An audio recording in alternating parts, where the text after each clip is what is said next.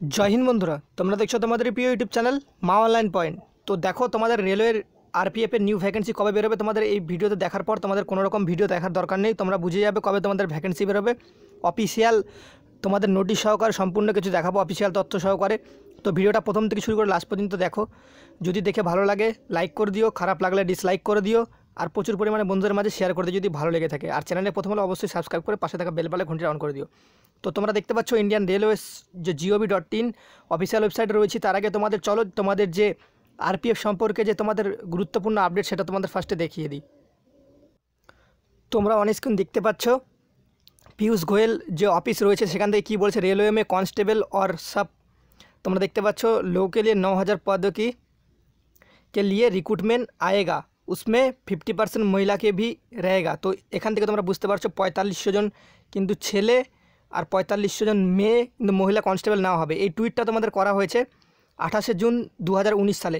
কেন এই ভ্যাকেন্সিটা এখনও পর্যন্ত তোমাদের অফিসিয়ালভাবে প্রকাশিত হয়নি? দেখো তোমরা জানো 2019 সালে যেটা তোমাদের কোভিড-19 নামে পরিচিত সেই মহামারীতে কিন্তু আমাদের দেশ পুরোপুরিভাবে আক্রান্ত, এমনকি গোটা বিশ্বই পুরোপুরিভাবে আক্রান্ত রয়েছে। সে কারণে তোমাদের এই ভ্যাকেন্সিটা বেরোয়নি। তোমাদের রেলওয়ে রিক্রুটমেন্টের যে জায়গাগুলোতে তোমাদের ট্রেনিং সেন্টার করায় সেই ট্রেনিং সেন্টারগুলো 2020-তে তোমাদের পাসিং আউট পিওপি ছিল, সেগুলো হয়নি। সেই লিস্ট তোমাদের আমি অফিসিয়াল ওয়েবসাইট থেকে দেখাবো। তোমাদের আজ পর্যন্ত হয়তো কেউ এরকমভাবে বুঝিয়ে দেয়নি তোমাদের রেলওয়ে রিক্রুটমেন্টের যে নোটিফিকেশন কবে বেরোবে সেটা সম্পর্কে। তো তোমাদের দেখে নাও এখানে পীযূষ গোয়েল তার আগে তোমাদের এখানে তাদের সে রিপ্লাই করে সেও কিন্তু অলরেডি রেলমন্ত্রী তিনি কিন্তু বলেছেন যে তোমাদের এই রিক্রুটমেন্টটা বেরোবে। আর তোমরা এখানে দেখতে পাচ্ছ সেই খবরটা কিন্তু বিভিন্ন ধরনের পেপারে তোমাদের নিউজ পেপারও ছাড়া হয়েছিল, যেখানে বলা রয়েছে আরপিএফ 4500 পদ মহিলাকে নাম রেলমন্ত্রী। তো দেখতে পাচ্ছ 9000 কিন্তু পোস্টে তোমাদের ভর্তিটা আসবে। তো এই ভ্যাকেন্সিটা তোমাদের কিন্তু খুব শীঘ্রই বেরোবে। কবে বেরোবে তার আগে তোমাদের একটা কথা বলি, পীযূষ গোয়েল এর আগেও তোমাদের বলেছিল 1 লক্ষ যে তোমাদের গ্রুপ ডি আরপিএফ 9000 আরপিএসএফ। তো এই ভ্যাকেন্সিটা 2018 সালে তিনি ঘোষণা করেছিলেন। এই ভ্যাকেন্সিটা ঘোষণা করা কিন্তু প্রায় 1 মাস পরেই তোমাদের এই ভ্যাকেন্সিটা কিন্তু যে অফিসিয়াল ওয়েবসাইটে তোমরা দেখতে পেয়েছিলে ইন্ডিয়ান রেলওয়েজ .gov.in অফিসিয়াল ওয়েবসাইটে তোমরা গিয়ে দেখতে পারো। 1 মাস পরেই কিন্তু তোমাদের এইটা কিন্তু তোমাদের ভ্যাকেন্সিটা বেরিয়ে গেছিলো, কিন্তু এটা ঘোষণা করার পর 1 মাস পর কিন্তু তোমাদের এই ভ্যাকেন্সিটা কিন্তু আসেনি আরপিএফেরটা, ঠিক আছে, যেটা তোমাদের 28 জুন 2019 সালে তোমাদের কিন্তু এই আরপিএফ কনস্টেবলের যে ভ্যাকেন্সিটা ঘোষণা করেছিলেন। কেন আসেনি তোমরা জানো, তোমাদের কোভিড-19 সিচুয়েশনের কারণে তোমাদের এই ভ্যাকেন্সিটা কিন্তু প্রকাশিত হয়নি। আর তোমাদের জানো তোমাদের অনলাইনের পরীক্ষাও ঠিকভাবে সচলভাবে হচ্ছে না, কিন্তু এখন সমস্ত রকম রিক্রুটমেন্ট তোমাদের কিন্তু প্রসেস অলরেডি তোমাদের কিন্তু হয়ে গেছে। তোমাদের এখন আমি যুক্তি সহকারে বলে দেবো তোমাদের এই বিজ্ঞপ্তিটা কবে কিন্তু বেরোবে। ওকে, তো চলো ভিডিওটা ফুলফুলভাবে শুরু করা যাক।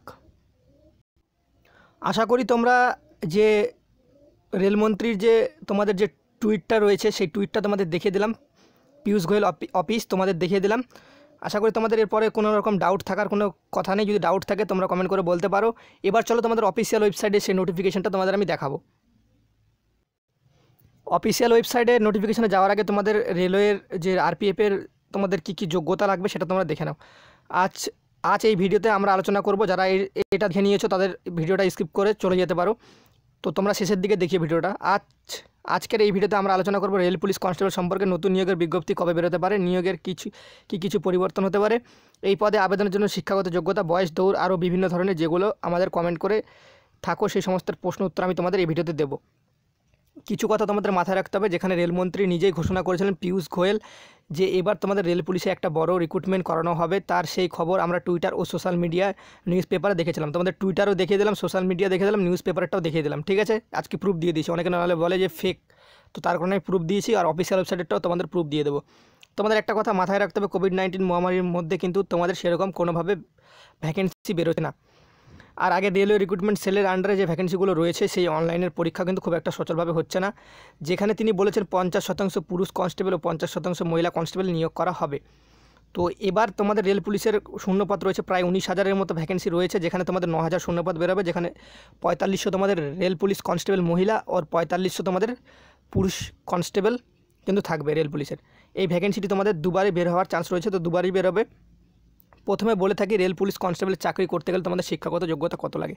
এই পদের বেলায় তোমাদের শিক্ষাগত যোগ্যতা লাগে শুধুমাত্র মাধ্যমিক পাস, যে কোনো সমতুল্য বোর্ড থেকে মাধ্যমিক পাস হলে তুমি আবেদন করতে পারবে, কোনো রকম পার্সেন্টেজের কড়াকড়ি নেই। রেল পুলিশ কনস্টেবলের ক্ষেত্রে বয়স কত লাগে, এই পদের বেলায় তোমাদের কিন্তু 18 থেকে 25 বছর লাগে জেনারেল ক্যান্ডিডেটদের ক্ষেত্রে। SC ST প্রার্থীরা 5 বছর ও ওবিসি প্রার্থীরা কিন্তু 3 বছর। তাহলে এসসি এসটি প্রার্থীরা 30 বছর পর্যন্ত আবেদন করতে পারবে, ওবিসি প্রার্থীরা কিন্তু 28 বছর পর্যন্ত তোমরা আবেদন করতে পারবে। রেল পুলিশ কনস্টেবলের ক্ষেত্রে তোমাদের উচ্চতা ও বুকের ছাতি কত লাগে? জেনারেল ওবিসি প্রার্থীদের ক্ষেত্রে তোমাদের উচ্চতা লাগে 165 সেন্টিমিটার, এসসি এসটি প্রার্থীদের ক্ষেত্রে তোমাদের কিন্তু উচ্চতা লাগে 160 সেন্টিমিটার। জেনারেল ও ওবিসি প্রার্থীর ক্ষেত্রে বুকের ছাতি তোমাদের 80 থেকে 85 সেমি নর্মাল ও 85 সেমি ফুলিয়ে করতে হবে, 5 সেমি ফুলাতে হবে। এসসি এসটি প্রার্থীদের ক্ষেত্রে কিন্তু 76.2 সেন্টিমিটার থেকে 81.2 সেন্টিমিটার তোমাদের কিন্তু করতে হবে ফুলিয়ে।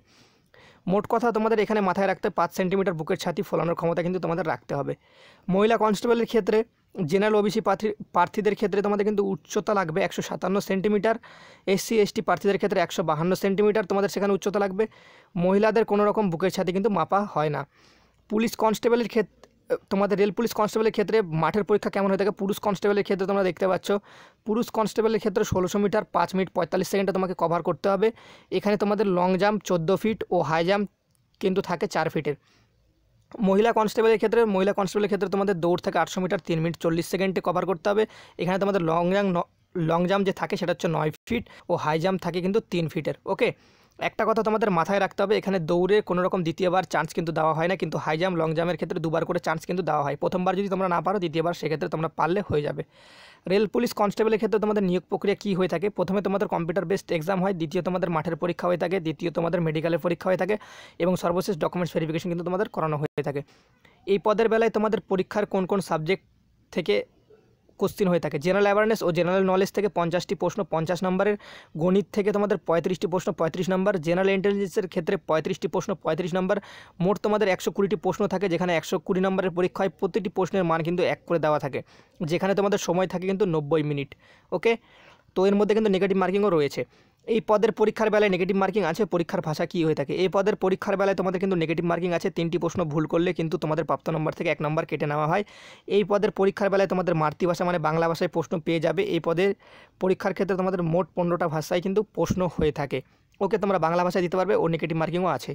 এই পদের পরীক্ষার সেন্টার কোথায় থাকে? এই পদের পরীক্ষার বেলায় তোমাদের কিন্তু পরীক্ষার সেন্টার পশ্চিমবঙ্গে পেয়ে যাবে 3 জায়গায়, যেখানে সাধারণত পরীক্ষা হয়ে থাকে শিলিগুড়ি, কলকাতা, হুগলি, আর একটা সেন্টার অ্যাড হয়েছে সেটা হচ্ছে গ্যাংটক। এই পদের বেলায় তোমাদের আবেদন কিসের মাধ্যমে হয়? আবেদন ফি কত টাকা লাগে? এর উত্তরে তোমাদের বলে থাকি, এই পদের বেলায় তোমাদের অনলাইনে একমাত্র আবেদন হয়। এই পদের বেলায় জেনারেল ওবিসি প্রার্থীরা 500 টাকা করে ফি দিয়ে আবেদন করতে হয়। এসসি এসটি প্রার্থীরা 250 টাকা অনলাইনে আবেদন ফি জমা দিতে হয়।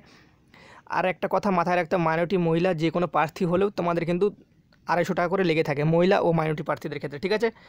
তো এখানে তোমরা কিন্তু যদি পরীক্ষা অ্যাটেন্ড করো সেই ক্ষেত্রে তোমরা জেনারেল ওবিসি প্রার্থীরা 400 টাকা রিফান্ড পেয়ে যাবে, এসসি এসটি প্রার্থীরা কিন্তু 240 টাকা রিফান্ড কিন্তু তোমরা পেয়ে যাবে। আরপিএফ কনস্টেবলের বেতন কত থাকে? পে লেভেল 3 অনুযায়ী রেল পুলিশ কনস্টেবলের বেতন হয়ে থাকে 21,700 থেকে 69,100 টাকা নতুন নিয়ম অনুযায়ী। এই পদের ক্ষেত্রে তোমাদের শূন্যপদ কত থাকতে পারে?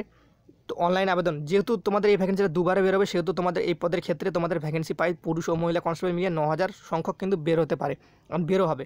এই পদের বেলায় তোমাদের কিন্তু অক্টোবর মাস থেকে তোমাদের কিন্তু ফর্ম ফিল আপ শুরু হয়ে যাবে অনলাইনে, আর নভেম্বর মাস পর্যন্ত কিন্তু তোমাদের সেই ফর্ম ফিল আপটা চলবে। আর তোমাদের অনলাইনের পরীক্ষা 2022 সালে অনুষ্ঠিত হবে। এই নিয়োগের বিজ্ঞপ্তি তোমরা কিন্তু তোমাদের বের করবে রেলওয়ে রিক্রুটমেন্ট সেল। তো তোমাদের একটা কথা বলে রাখি, বিজ্ঞপ্তিটা আগেও বেরোতে পারে তোমাদের, কিন্তু না হলে কিন্তু এই বিজ্ঞপ্তিটি অক্টোবর মাসে বেরোচ্ছেই, আর যেটা তোমাদের নভেম্বর মাস পর্যন্ত কিন্তু চলবে। ওকে, তো চলো সেই অফিসিয়াল নোটিশের দিকে, অফিসিয়াল যে নোটিফিকেশন রয়েছে সেটার দিকে যাওয়া যাক। এবার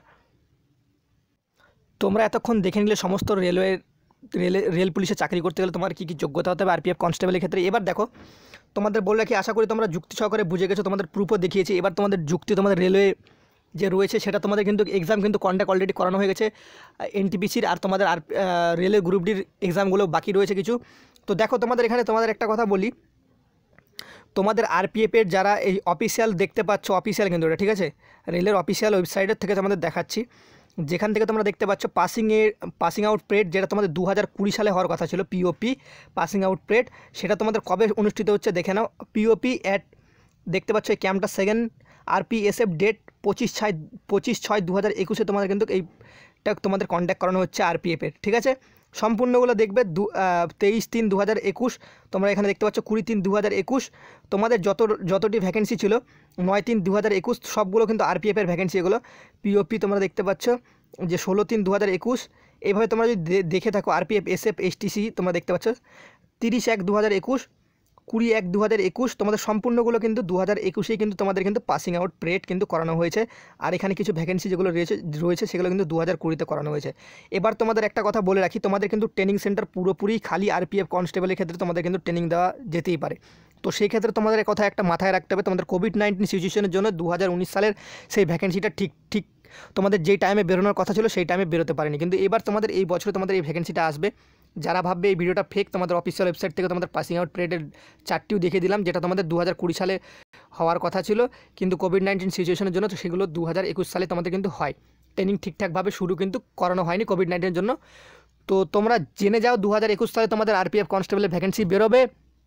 আর যারা এলিজিবল ক্রাইটেরিয়া দেখে নিলে তোমাদের কী শিক্ষাগত যোগ্যতা, বয়স, বেতন, আশা করি ভিডিওটা দেখে তোমরা সম্পূর্ণ বুঝে গেছো। তোমাদের সেই টুইটারটাও দেখিয়ে দিয়েছি, টুইটটা আর নিউজ পেপারটাও দেখিয়ে দিয়েছি। আশা করি এর পরবর্তীতে তোমাদের কোনো রকম ডাউট থাকার কোনো কথা নেই, আর ফেক বলে তোমাদের ভাবার কোনো ব্যাপার নেই, ঠিক আছে? ভিডিওটা দেখে ভালো লাগলে তোমাদের ইচ্ছা, যদি ভালো লাগে লাইক করতে পারো, খারাপ লাগলে ডিসলাইক মারতে পারো। আর প্রচুর পরিমাণে বন্ধুদের মাঝে শেয়ার তো কমপক্ষে করে দিও, যেন সবাই এই খবরটা জানতে পারে যে ভ্যাকেন্সিটা কবে বেরোবে। আর প্রিপারেশনটা তোমরা ঠিকঠাকভাবে চালাও। ভ্যাকেন্সি যখন বেরোবে, একসাথে অনেকটি ভ্যাকেন্সি বেরোবে, তখন তোমরা বুঝতে পারবে না, তোমরা দিশাহারা হয়ে পড়বে যে কোন ভ্যাকেন্সিতে আমরা মানে ভালো মতো করে প্রিপারেশন নেব। তো সেক্ষেত্রে তোমরা সমস্ত প্রিপারেশন ঠিকঠাকভাবে নাও আর প্রিপারেশনটা চালাও। কোভিড-19 বলে মন খারাপ করার কোনো দরকার নেই, কারণ আরপিএফ কনস্টেবলের ক্ষেত্রে তোমাদের কিন্তু কাট অফ বহুত যায়। তো সেক্ষেত্রে তোমাদের ভালো করে পড়াশোনাটা দরকার, নাহলে তোমরা পরীক্ষায় ফেল করবে। কাট অফ কিন্তু হাই লেভেলেরই যায় আরপিএফ কনস্টেবলের। ওকে, তো চলো দেখা হবে পরবর্তী ভিডিওতে। ততক্ষণ যেন তোমরা ভালো থাকো, সুরক্ষিত থাকো। জয় হিন্দ, জয় ভারত।